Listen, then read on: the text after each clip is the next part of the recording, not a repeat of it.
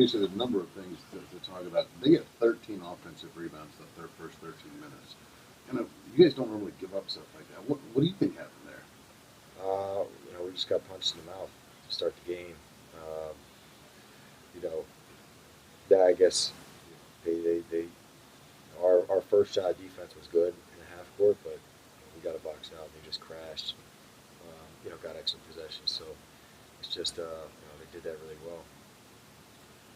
You got off to a good start shooting yourself. You were trying to keep things in the mix there, but were you kind of looking to get more going too from everybody else? It just seemed like it was just kind of getting stuck when you guys really hadn't really double teamed as well as you usually do.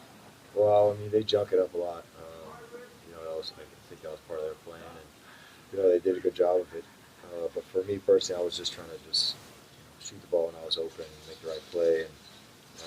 And as a team, we got to be better offensively. Getting into our stuff. And so we're definitely going to get better at that. But they did a good job of just kind of speeding us up a little bit. As somebody who's trying to read double teams and the way they're playing the post, could you see anything different in essentially just sort of like how they were reacting to what you tried to do off of that double team, if that makes sense? Not you specifically, I mean you as a five. Well, a lot of it wasn't even, double team. It was more than that. It was like all five guys were almost sinking in the paint. Sometimes they came from, the cutter. Sometimes they came from the feeder. Sometimes they came from the low side, backside. So, they switched it up a lot. And, in terms of just reading it, we just needed to make sure our spacing was good. Oh, you guys have played really well up until today. What do you take from the loss? Is what you want to take from this to fix as quickly as you can by Wednesday? Well, I think more than anything, it's just a mental mentality thing for everybody. No one wants to lose, but maybe this is what we needed.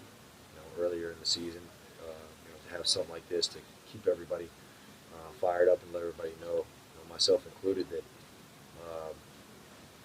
anybody can beat anybody. And so, the lesson is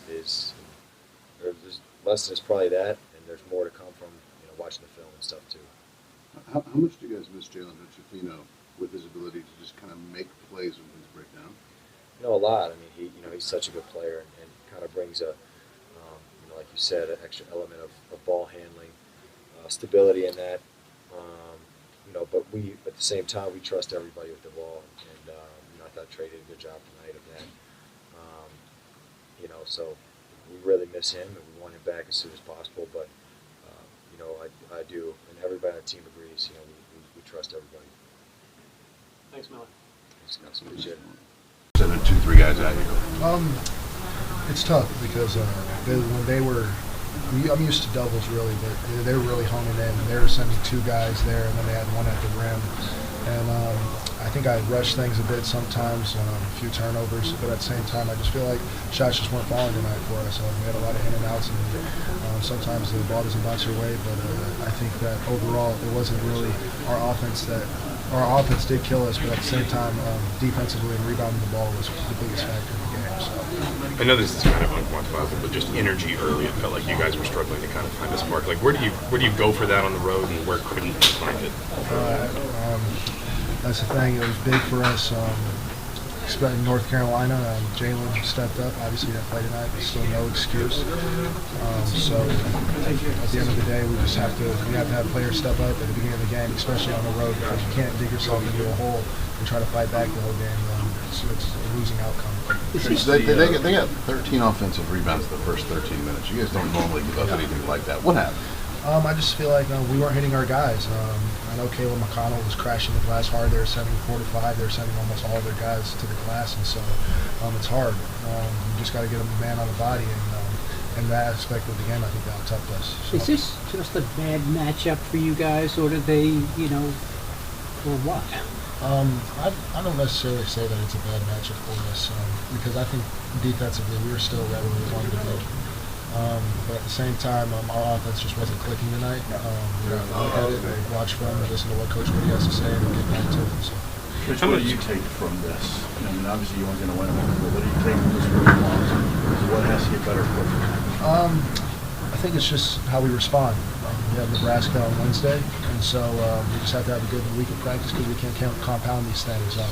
A loss hurts, but at the same time, what you love about college basketball is you got a game 3 days away. So How much does not having Jalen hurt you when you're also not hitting threes, not having another player that can get downhill and get a prevent? yeah, Jalen's huge for us. He's huge for our team, and without him, it hurts, especially because he's a big playmaker. He makes a lot of good plays, and he is about 6'6", so he's a matchup nightmare. But we still got to learn to play without players, and he couldn't play tonight, but hopefully he gets back soon.